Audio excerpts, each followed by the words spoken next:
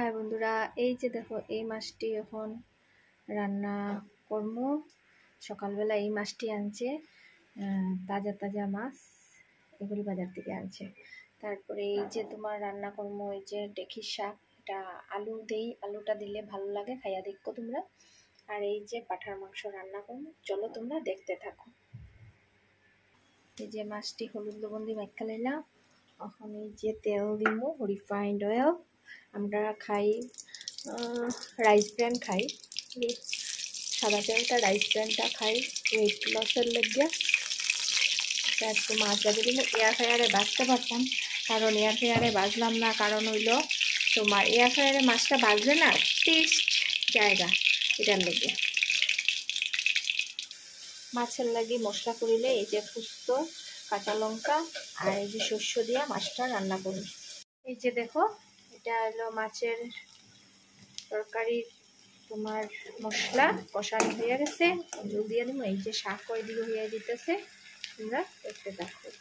মাছ তরকারিটা হয়ে গেছে, এই যে শাকও হয়ে গেছে, এই যে শাকটা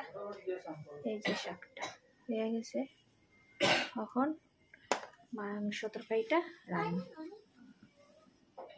এই যে লাল লাল করে আলু ভাজা করে লিছি। এখন এই পেঁয়াজ রসুন আদাটারে ভাজবো, মানে অল্প ভাজিয়া মিক্সিত ফালাইয়া তারপরে তরকারিটা রান্না। এই যে দেখো মাংসটা মধ্যে পুরন দিতেছি, এই যে শুকনো লঙ্কা, তারপরে দারচিনি এলাচ, এই যে দারচিনি এলাচ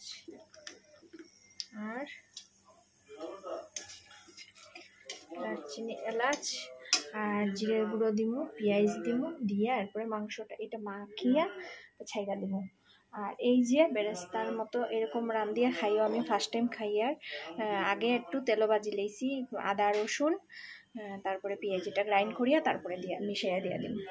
এই যে দেখো কষানি হইয়া গেছে, এখন একটু ঘি দিমু, এটা হলো লোকাল ঘি, এটার মধ্যে একটু ঘি দিমু। পাটার মাংসত ঘি দিলে ভালো লাগে, তোমরা দিলে দিল, অপশনাল, না দিলে নাও দিতে পারো।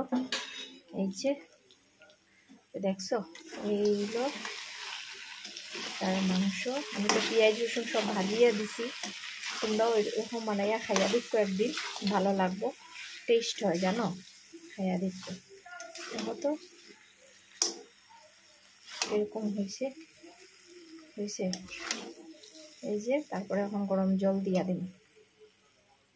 এই যে গরম মশলা দিয়া দিছি, মাংস তরকারি হইয়া গেছে। এখন ভাত দিয়া দিব, তোমরাও সবাই দুপুরের খাওয়া খাও। আমি এখন তারপরে সবে ভাত দিয়া দিব। আর সবাই ভালো থাকিও, সুস্থ থাকিও, আর পারলে আমার ইউটিউব চ্যানেলটা সাবস্ক্রাইব করিও। আর